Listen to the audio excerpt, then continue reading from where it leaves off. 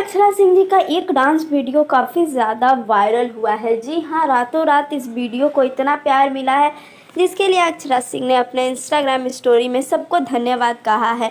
और आपको बता दूं कि इसका सबसे बड़ा हमें फ़ायदा हो रहा है। वो कैसे, वीडियो को अंत तक देखकर वीडियो अच्छा लगे तो लाइक शेयर कमेंट करना बिल्कुल ना भूलें।